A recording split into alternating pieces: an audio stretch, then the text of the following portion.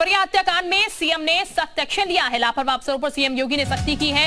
राजस्व कर्मियों पर पुलिसकर्मियों पर गाज गिर गई है। निलंबन, स्थानांतरण और विभागीय कार्रवाई का दंड वर्तमान का मिला। उप जिलाधिकारी और क्षेत्राधिकारी निलंबित कर दिए गए हैं। देवरिया प्रकरण में मुख्यमंत्री योगी आदित्यनाथ ने कठोर कार्रवाई की है। एक्शन हुआ है। उप जिलाधिकारी, क्षेत्राधिकारी, 2 तहसीलदार, 3 लेखपाल, 1 हेड कांस्टेबल, 4 कांस्टेबल, 2 हल्का प्रभारी और 1 थाना प्रभारी का निलंबन हो चुका है। मुख्यमंत्री ने देवरिया की घटना की गहन समीक्षा की।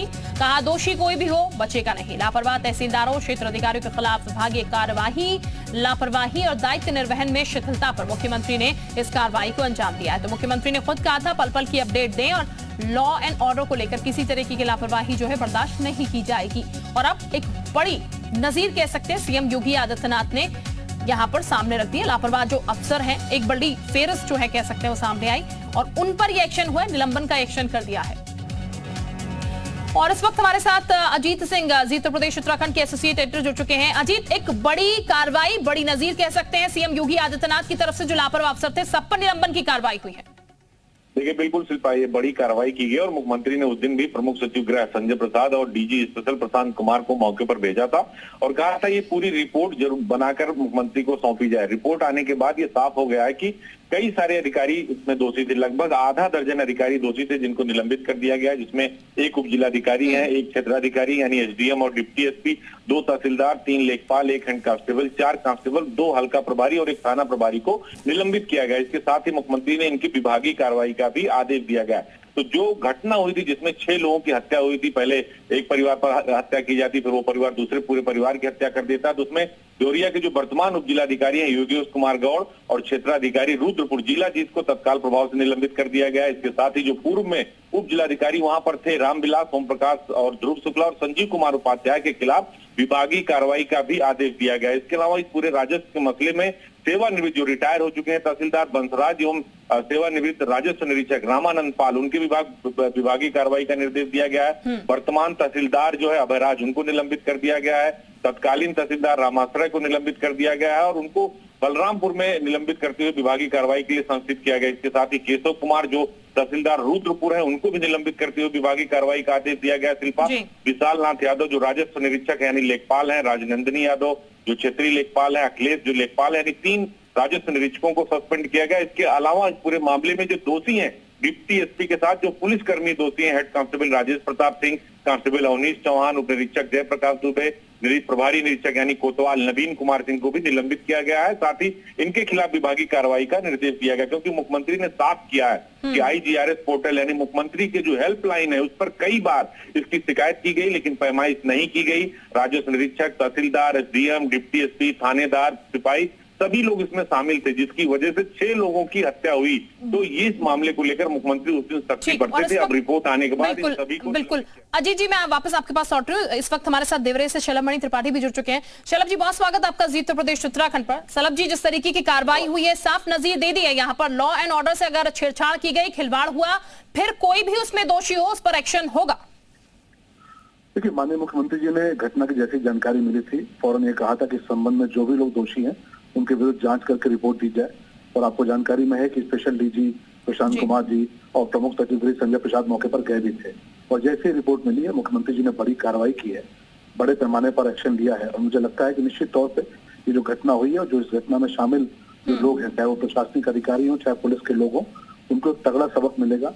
ऐसे बहुत से लोग राजस्व विभाग के लोग हों चाहे पुलिस विभाग के लोग हों जो अपना दायित्व ठीक से नहीं निभाते। मुझे लगता है कि आज की जो कार्रवाई मुख्यमंत्री जी ने की है एक बहुत बड़ा उदाहरण प्रस्तुत किया है और आगे भी चलकर जो दोषी पाए जाएंगे उनके खिलाफ भी कार्रवाई की जाएगी। बिल्कुल शलभ जी, ये जरूर है यहाँ पर एक्शन हुआ है, लापरवाही किसी एंगल से हुई, लेकिन ये कह सकते हैं जो कार्रवाई अब सीएम योगी आदित्यनाथ ने की है, ये मैसेज बहुत तगड़ा देगी यहाँ पर कि अगर किसी भी एंगल से कार्रवाई यहाँ पर होती है तो फिर किस तरीके की कार्रवाई होगी और सीएम खुद नहीं चूकेंगे संज्ञान लेने से। हमेशा मुख्यमंत्री जी ने हमेशा से ही 0 टॉलरेंस को लेकर कहा है कि भ्रष्टाचार को लेके, लापरवाही को लेके, आम लोगों के काम को लेकर, उनके अधिकारों को लेकर हमेशा से मुख्यमंत्री जी ने कहा है कि 0 टॉलरेंस की नीति है और वो नीति स्पष्ट तौर पे नजर आ रही है। एक बहुत ही दुखद घटना देवरिया में हुई थी, जिस प्रकार की घटना हुई और उस घटना को लेकर मुख्यमंत्री जी ने स्वयं उसका संज्ञान लिया और जिस प्रकार की कार्रवाई लोग अपेक्षा कर रहे थे पूरे प्रदेश के लोग, इस प्रकार की कार्रवाई होगी, मुख्यमंत्री जी ने वो कार्रवाई करके दिखाई है। बिल्कुल, शुक्रिया आपका शलभ जी हमारे साथ जुड़ने के लिए। विधायक देवरिया की जो कि कह रहे हैं कार्रवाई जिस तरीके की हुई है वाकई में नजीर होगी। अजीत भी हमारे साथ लगातार बने, अजीत का भी एक बार फिर से रुक कर लेते हैं। अजीत, साफ तौर पर कहा जा सकता है चूक हुई थी इसमें, बहुत बड़ी चूक हुई थी और इसी वजह से यहां पर 6 लोगों को अपनी जान भी गंवानी पड़ी। लेकिन अब जिस तरीके की कार्रवाई हुई है और जितनी जल्दी ये कार्रवाई हुई है कह सकते हैं वो एक एग्जाम्पल सेट करेगी और बहुत जरूरी था कि एग्जाम्पल सेट हो। देखिए, बिल्कुल शिल्पा, आपने सही सवाल किया। और अभी देखिए, एक सप्ताह पहले ही मुख्यमंत्री ने यूपी के 2700 थानाध्यक्ष, एसपी, जो जितने क्षेत्राधिकारी थे, ग्राउंड जीरो पर जाकर उन्होंने वीडियो कॉन्फ्रेंसिंग की थी और यही बात कहा था उन्होंने कि राजस्व के जो विवाद है उनको आप निपटाइए। जो मेड़ के झगड़े हैं, जो जमीन के झगड़े हैं, जो पैमाइश के झगड़े हैं, जो आबादी के झगड़े हैं, उसको आप निपटाइए, उसमें लापरवाही मत करिए। और ये लापरवाही का ही नतीजा था कि देवरिया में 6 लोगों की हत्या कर दी गई। और पूरे जो सवाल जब खड़े होते हैं तो सरकार से सवाल पूछे जाते हैं। तो लिहाजा मुख्यमंत्री इस बात को बार बार कह चुके हैं कि लॉ एंड ऑर्डर, क्राइम और करप्शन, इस पर जीरो टॉलरेंस रहेगा। तो इसलिए राजस्व कर्मियों पर, पुलिस कर्मियों पर एक साथ कार्रवाई हुई और ये कार्रवाई कहीं ना कहीं और जगहों पर जहां पर राजस्व विवाद हैं, जिसको लेकर मुख्यमंत्री लगातार निर्देश देते हैं, वीडियो कॉन्फ्रेंसिंग करते हैं, आदेश जारी करते हैं कि आप मौके पर जाइए, पैमाइश करिए, जमीनी विवाद को निपटाइए। ये जो आपसी रंजिश वाले मामले, इन पर कार्रवाई कठोर कर तरीके से करिए। लेकिन बहुत सारे अधिकारी ऐसे हैं जो नहीं करते, बहुत सारे लेखपाल क्षेत्र में नहीं जाते, एसडीएम नहीं सुनते लोगों की शिकायतें, तहसील दिवस और थाना दिवस में निस्तारण नहीं होता, मुख्यमंत्री के IGRS पोर्टल पे शिकायत करने के बाद नहीं सुनी जाती, उसकी फर्जी निस्तारण कर दिए जाते हैं। अब तक 17 जिले के डीएम इस बात पर मुख्यमंत्री योगी आदित्यनाथ ने हटाए हैं कि उन्होंने मुख्यमंत्री पोर्टल पर शिकायत का सही तरीके से निस्तारण नहीं किया। तो ये नजीर होगी और आने वाले समय के लिए जो लोग जिले में तैनात है, अलग अलग जिलों में, यूपी के 75 जिलों में, उनके लिए ये सबक है कि अगर आपने लापरवाही की तो आपके खिलाफ ऐसा ही एक्शन होगा। बिल्कुल अजीत, बहुत शुक्रिया आपका तमाम जानकारी देने के लिए। आशीष साई इस वक्त हमारे साथ ज्यादा जानकारी के साथ जुड़ चुके हैं इसी खबर पर। आशीष, साफ संदेश, साफ मैसेज यहां पर सीएम की तरफ से, और ये कह सकते हैं कथनी करनी अलग नहीं है, कथनी और करनी जो है वो बिल्कुल एक है और इसीलिए एक्शन हो गया इतनी जल्दी। जी बिल्कुल, मैं आपको बता दूं कि जिस तरह से देवरिया में नरसंहार हुआ, जिस तरह से लगातार जमीनी विवाद में लगातार एप्लीकेशनबाजी होती रही, लेकिन पुलिस की लिपाचोपी और जितने भी प्रशासनिक अधिकारी हैं सभी को लिपी चुपी से इतना बड़ा संघर्ष हो गया कि 6 लोगों का नरसंहार हो गया। एक वीडियो वायरल हुआ है अभी, आप उसमें देख रहे हैं कि जिस तरह से बच्ची तड़फ रही है और पुलिस वाले वीडियो बना रहे हैं। ये सबसे दुखद एक वीडियो सामने आया है। लेकिन जिस तरह से नरसंहार हुआ, इसमें कहीं ना कहीं सबसे बड़ा दोष पुलिस कर्मियों से लेकर राजस्व कर्मियों का है।